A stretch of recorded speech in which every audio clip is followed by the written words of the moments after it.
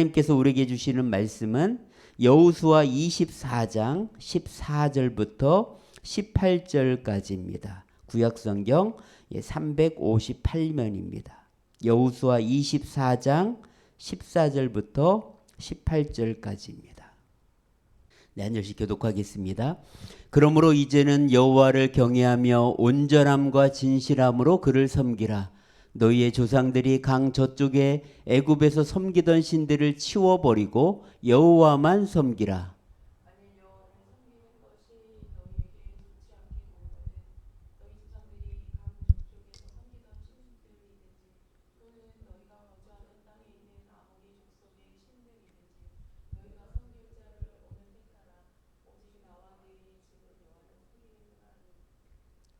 백성이 대답하여 이르되 우리가 결단코 여호와를 버리고 다른 신들을 섬기기를 하지 아니하오리니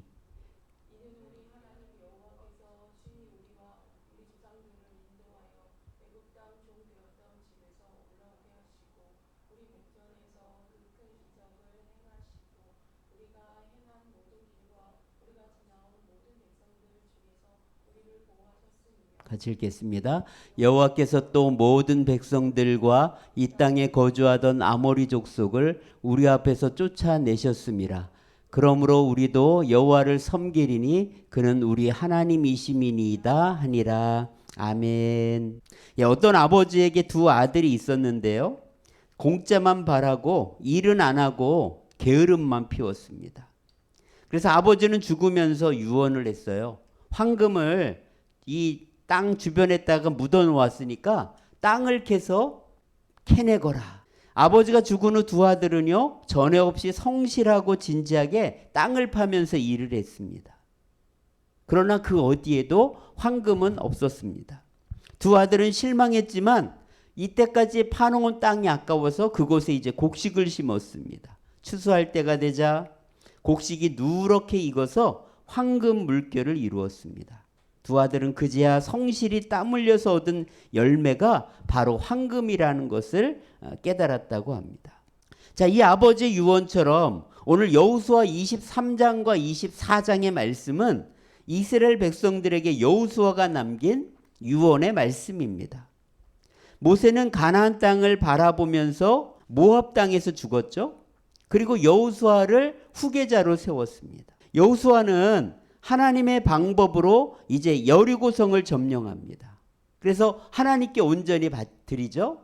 자, 그 다음에 여리고를 점령한 다음에 그 옆에 있는 이제 아이성을 점령하고요. 자, 아이성을 점령하고 나니까 기본이라는 족속이 두려워서 자기들이 멀리서 왔다고 하면서 속이죠. 그래서 결국 그들과 조약을 맺어요. 하나님께 묻지 않고 그냥 자기들의 생각으로 판단한 거죠. 그래서 결국은 나중에 보니까 바로 옆에 있었던 족속이라는 걸 알고 이제 그때부터는 종으로 삼게 됩니다. 자, 이렇게 이제 기본이 항복하니까 배신자로 생각한 이 아래 족속들이 연합해 갖고 기본을 쳐들어갑니다. 그래서 결국은 이제 여호수아의 군대가 이 아래쪽에 있는 지역을 갖다가 결국 싸워서 점령하게 돼요.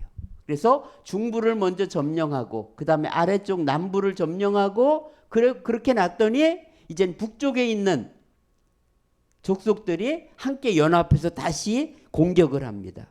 그래서 이 북쪽에 있는 족속들이 메롬 강가로 모이고요. 그래서 결국 이들을 이제 또 정복하면서 이제 7년 동안의 정복 전쟁이 진행되는 것을 볼 수 있습니다. 그래서 6장부터 12장까지는 7년 동안 7개 족속 31명의 왕을 갖다가 정복하는 이야기고요. 이제 정복이 끝난 다음에는 13장부터 22장까지 8년 동안 이제 12개 지파별로 이렇게 땅을 분배해서 이제 나눠주게 됩니다. 자, 그렇게 해서 이제 사실상 가나안 땅의 통치권을 확보하게 돼요. 그렇다고 해서 여기에 있는 모든 족속들을 다 쫓아낸 것은 아니었습니다. 그래서 이제 지파별로 산지에 살고 있는 족속들을 이제 정복해 나가야 돼요. 그들을 바라보는 관점이 두 종류인 것을 볼 수가 있습니다.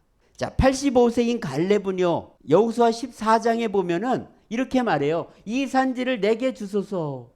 그러면서 비록 그들이 강하고 견고하지만 하나님이 나와 함께 하시면 이 땅을 충분히 정복할 수 있음을 믿습니다 하면서 담대히 나아가는 그런 지파가 있었던 반면에 요셉 지파처럼 그들은 철병거를 갖고 있어서 우리는 절대 그들을 쫓아내지 못할 겁니다.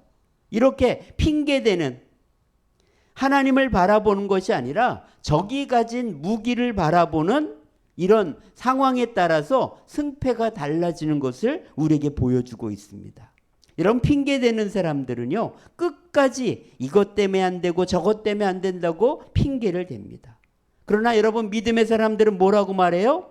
그럼에도 불구하고 나는 승리할 것입니다 라고 말합니다. 따라해 볼까요? 그럼에도 불구하고 나는 승리할 것입니다. 이것이 중요한 거죠. 믿음으로 나아간다면 하나님은 우리에게 승리를 주실 것입니다. 지난주에 2박 3일 동안 예심선교회 하계수련에 다녀왔는데요. 특별히 그곳에서 강사 박주정 교장 선생님의 간증을 들으면서 많은 은혜를 받았습니다. 이 박주정 선생님은요, 1992년에 광주에 있는 실업계 고등학교에 처음으로 2학년 담임으로 사회생활을 시작했다고 합니다. 아침 조회를 딱 하는데 학생이 6명밖에 안 와 있는 거예요. 그리고는 이제 하루 종일 1명, 2명 학교로 오더래요. 1명씩 오면은 그 다음에는 또 일찍 온 순서대로 1명 집에를 그냥 가는 거예요. 침을 아무데나 뱉었어요.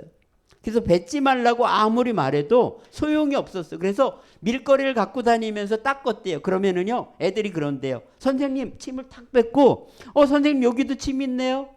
그렇게 학교 생활하다가요, 이 선생님 결국은 자괴감이 들어서 사표를 냈습니다. 교장한테 사표를 딱 내니까 이러더래요. 그럴 줄 알았다. 그렇게 열심히 하면 안 된다는 거예요. 그래서 결국은 이제 사표를 냈는데 시간 강사 자리도 없고, 그래서 할 수 없이 과목을 바꾸어서 12월 달에 다시 교사 임용고시를 또 봤대요. 합격했대요. 설마 3월 달에 발령을 받는데 광주에 그렇게 많은 학교가 있는데 그중에 또 그 학교에 설마 가겠나 했는데 발령이 그 학교로 또 났다는 거예요. 심지어 2학년 담임으로 또 발령이 난 거예요. 같이 있었던 선생님들이 다 묻더래요. 휴직한 거냐고. 그래서 이 선생님이요, 이젠 열심히 하지 않고 그냥 적당히 교사하겠다. 그래서 애들도 안 쳐다보고요, 칠판만 보고 수업하고 땡 하면 그냥 나가고, 그냥 학교 왔다 갔다만 했대. 왜? 애들 바라보면 화나서 못하니까. 그런데 이렇게 적당히 교사를 하는데 6월 달에 8명의 아이들이 밤중에 집으로 찾아왔대요. 누군지 잘 몰랐대요. 그랬더니 이렇게 대충 봤더니 자기 반 애들이래. 왜? 얼굴도 대충 봤기 때문에 자기 반인지도 모르는 거예요. 야, 왜 왔냐 그랬더니 놀러 왔다는 거예요. 그래서 10평밖에 안 되는 집에 그 8명이 와서 같이 있으니까 콩나물 시루처럼 되더래요. 수박이 마침 있어서 줬더니요, 수박을 회하면서 공중에 날리는 거 계속 해더래요. 부인이 그거 보고는 깜짝 놀랐답니다. 이제 시간이 늦어져 갖고, 야, 니네 집에 가 그랬더니 하룻밤만 제발 자고 가게 해달라고. 근데요, 그렇게 시작된 그 하룻밤이 선생님 방학 때까지만 있게 해달라고. 그래서 그 8명이 방학 때까지 매일 와갖고 그렇게 있게 됐다고 합니다. 기말고사 시험 기간이 됐는데 애들이 할 게 없으니까 공부를 하더래요. 그때는 문제를 다 줬대요. 그냥 답만 외우면 되는 거래요. 근데요, 걔들이 누워서 할 게 없으니까 공부를 하더니 650명 중에서 1등에서 7등을 걔들이 차지했대요. 근데 8명 중에 1명은 왜 못했냐? 걔는 자폐가 있어서 공부를 잘 못한대요. 그래서 결국 장학금을 걔들이 그 당시에 80만 원씩을 받더니 애들이 그러더래요. 아니, 아파트 사람들이 우리가 1등에서 7등이라는 걸 모르고 우리를 무시한다고, 똑같은 애들처럼 취급한다면서 매직으로 써갖고 우리 집에 사는 애들은 1등에서 7등이니까 잘 대해주라고 이렇게 쓰라고 하더래, 애들이. 그래서 써서 붙였더니 그때부터 얘들이 침을 아무데나 안 뱉고 몰래 뱉고, 그 다음에 담배도 숨어서 피우면서 나름대로 의젓하게 행동을 하더라는 거예요. 그러더니 대학 가겠다고 말하고 했는데 어느 날 경찰서에서 연락이 왔대요. 그래서 경찰서에 갔더니 경찰 오토바이를 훔쳐갔고 그 8명이 아니라 다른 8명 애들이 붙잡혀 있는 거예요. 그래서 이제 함께 생활했던 그 8명한테 그랬대요. 야, 그놈들 좀 사람 좀 만들라고. 그랬더니 이미 만들어 놨다고. 어떻게 그랬더니 우리는 이제 사람이 됐으니까 너희들이 선생님 집에 이제 들어와라. 이제 멤버 교체다. 그래갖고 그 아이들이 나가고 이제 오토바이 훔쳐서 경찰서에 갔던 애들이 들어왔다는 거예요. 그렇게 시작된 게 10년 동안 멤버 교체를 계속하면서 707명 아이들과 이 선생님이 생활을 했다고 합니다. 이 강단과 교육이 무너진 이 시점에서 정말 이 박주정 교장 선생님의 삶을 들으면서 큰 도전이 되었습니다. 야, 적당히 해서는 사람이 바뀌지 않겠구나. 정말 이렇게 헌신하고 함께 울고 웃는 이런 관계 속에서 변화가 일어난다는 것을 다시 한번 생각하게 되었어요. 여러분 신앙생활도 마찬가지입니다. 수십 년 교회를 다녀도요, 똑같은 사람들이 너무나 많습니다. 여러분 하나님이 안 계셔서 역사하지 않는 게 아니에요. 적당히 하는 사람에게는 하나님도 적당히 하십니다. 여러분 우리의 마음은요, 하루아침에 자꾸 바뀌어요. 그래서 이 내 마음 따라 살면 안 됩니다. 그래서 오늘 우리가 본 이 말씀에 보면 여호수아가 죽기 전에 걱정이 되는 거예요. 왜? 내가 죽으면 금방 하나님을 공차듯이 차버릴 것이 뻔했기 때문에요. 그래서 여호수아는요 23장에 보면은 장로들과 수령과 재판관 관리들을 불러다가, 다시 말하면 지도자들이죠. 지도자들을 불러서 당부를 합니다. 그래서 23장에 보면 핵심적인 말이 6절, 7절, 8절 말씀이에요. 여러분 말씀을 지켜 행하라고 하는데 그게 그냥 되지 않는다는 거예요. 그래서 여호수아는 특별히 뭐라고 강조하냐면 크게 힘써야 된다. 크게 힘써야 된다. 이게 원어적으로 풀어보면은 매우 꽉 붙들고 매달려야 된다. 그냥 적당히 해갖고는 너희가 말씀대로 살 수 없다는 거예요. 크게 힘써야 된다. 이걸 강조합니다. 여러분 매일 말씀 읽고 성경 읽고 기도하면서 하는 게 그냥 됩니까? 안 돼요. 여러분 정말 꽉 붙들고 내가 매달리고 우선순위를 두지 않으면 여러분 하루 종일 성경 읽을 시간 없습니다. 그래서 여러분 매일 말씀을 읽어야 돼요. 왜? 말씀 안 읽으면 내 생각과 내 방법으로 살기 때문에 그래요. 그래서 여호수아는 바로 지도자들에게 이렇게 말하는 거예요. 크게 힘써야 된다. 그렇지 않고 너희가 말씀대로 살 수가 없다는 거예요. 자, 그 다음에 한 번 더 강조하는 게 있는데 그게 뭐냐? 8절에 보면 여호와께 가까이 가야 된다. 예, 가까이. 이 가까이란 말도요 무슨 뜻이 있냐면 바짝 밀착하다라는 뜻이 있습니다. 하나님께 바짝 붙으라는 거예요. 하나님과 조금만 멀어지면 금방 그 멀어진 틈을 타서 우리를 넘어지게 한다는 것입니다. 그러니까 바짝 붙어라. 밀착해라.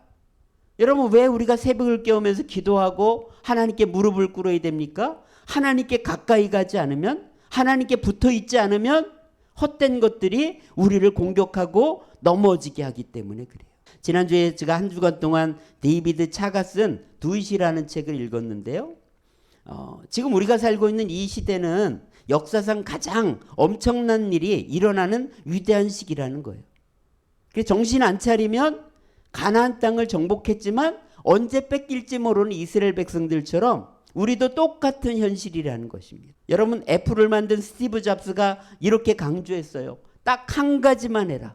여기에다가 모든 걸 집어넣어라. 근데 사람들은 다 불가능하다고 하고 안 된다고 만류했어요.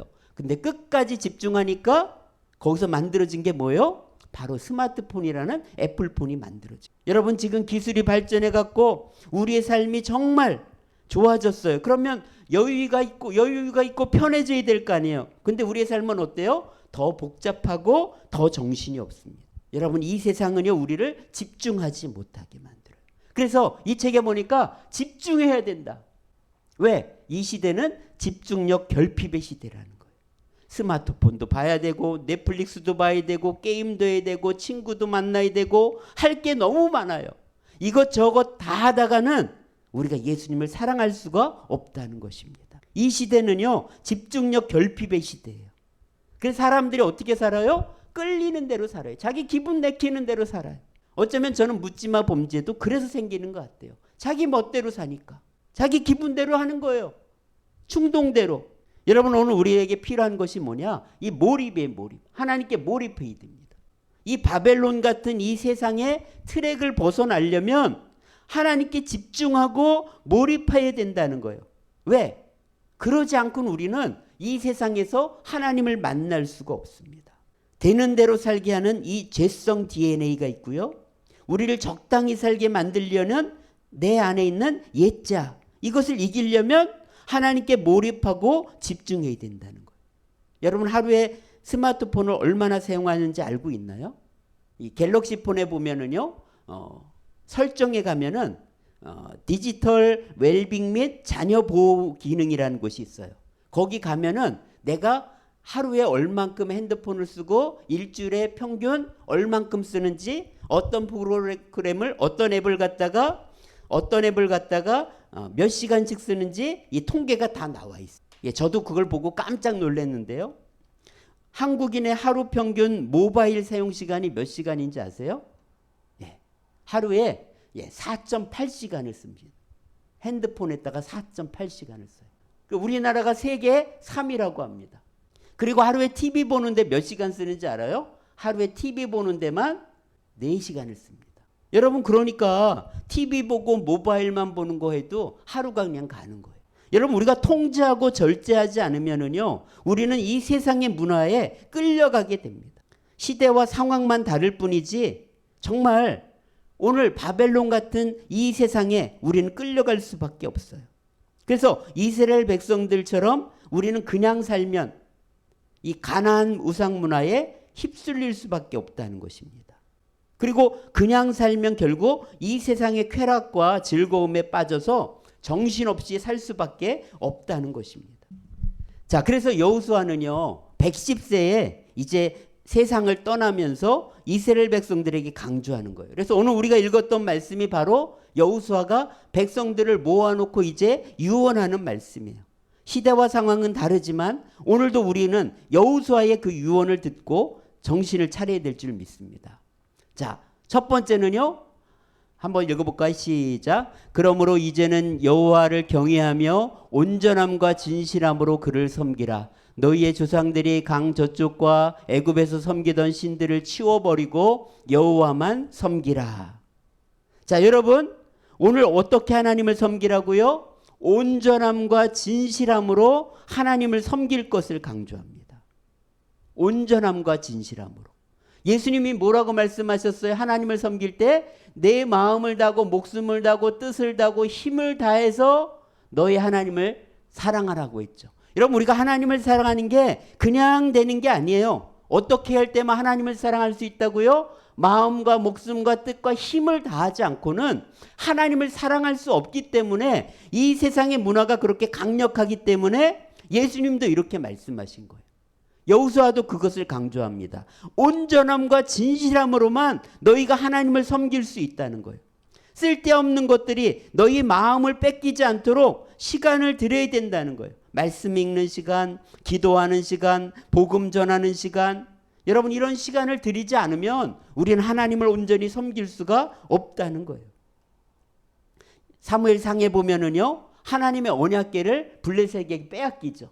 전쟁에 갖고 나갔다 뺏겨요. 그런데 이 블레셋에게 빼앗긴 이 법궤를 하나님은 스스로 지켜주시죠. 그래서 재앙을 내리니까 결국은 그들은 다시 이스라엘로 보냅니다. 그래서 베스메세까지 암소 2마리가 울면서 끌고 가는 이야기가 나오죠. 그런데 이 베스메스 사람들이 어떻게 해요? 법궤를 쳐다봐요. 그래서 또 죽어요. 그러니까 두렵다고 기럇 여아림으로 보냅니다. 그래서 이곳에 몇 년 동안 있게 되냐면 이 기럇 여아림 아비나답의 집에 약 70년 동안 법궤가 머물게 돼요.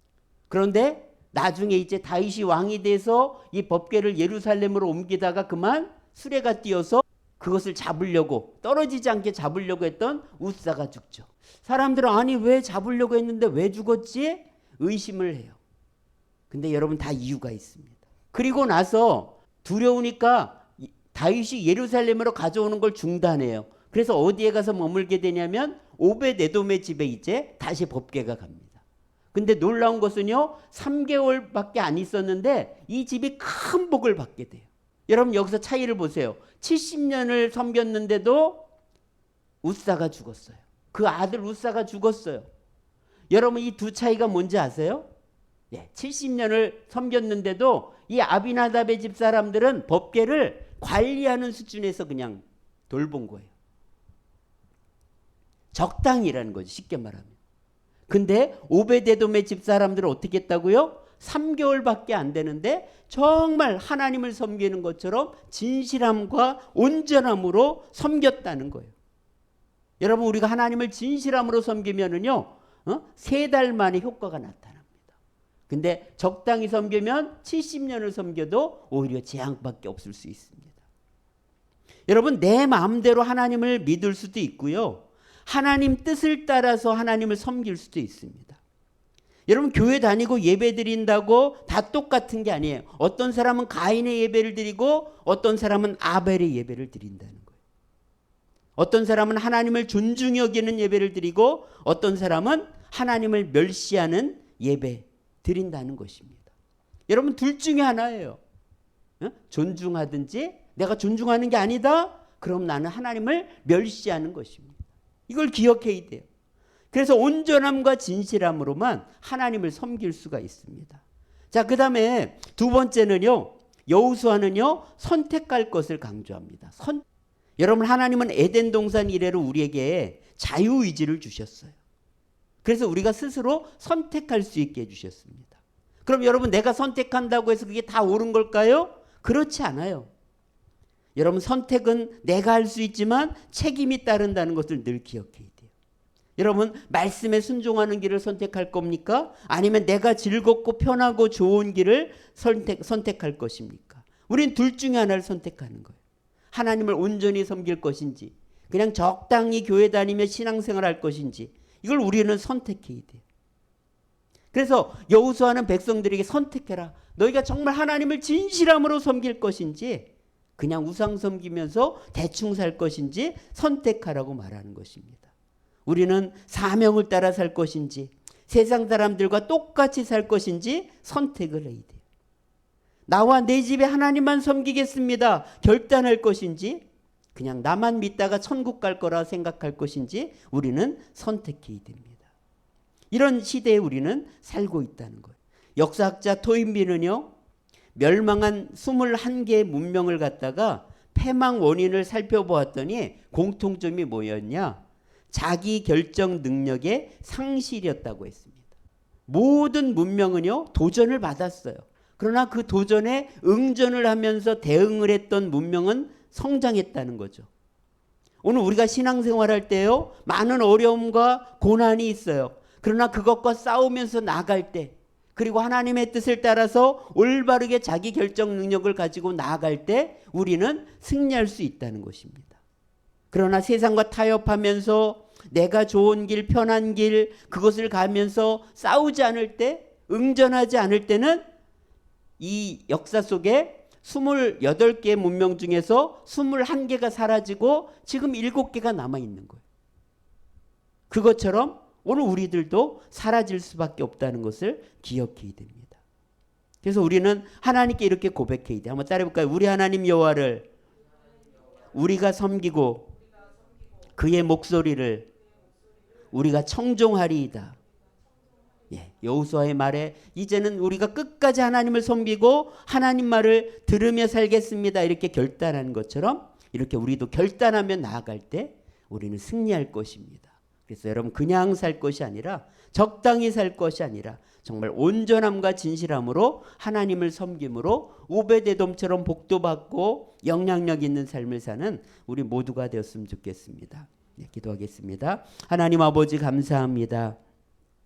정말 이 세상은 우리를 적당히 살게 만듭니다. 그러나 아버지 안에 그렇게 살아갈 때 우리는 하나님을 떠날 수밖에 없고 하나님 말씀대로 살지 못합니다. 주님 오늘 말씀처럼 온전함과 진실함으로 정말 마음과 뜻과 정성을 다해서 하나님을 섬기며 하나님을 바라보지 않으면 결국 우리는 넘어질 수밖에 없는 인생인 것을 깨닫고 더 하나님께 집중하는 저희들이 되게 하여 주시옵소서. 그래서 오베데돔처럼 복을 받게 하시고 또 하나님 예수의 향기를 드러내며 사는 저희들이 되게 하여 주옵소서. 오늘도 하나님 앞에 드린 우리의 예물을 기쁘게 받아주시고 복의 복을 더하여 주옵소서. 우리 구주 예수님의 은혜와 하나님 아버지의 크신 사랑과 성령의 충만인도 함께 하심이 믿음으로 더 깨어서 더 온전함과 진실함으로 주님을 섬기길 원하는 우리 모두에게 이제로부터 영원까지 함께 하시기를 간절히 축원하옵나이다.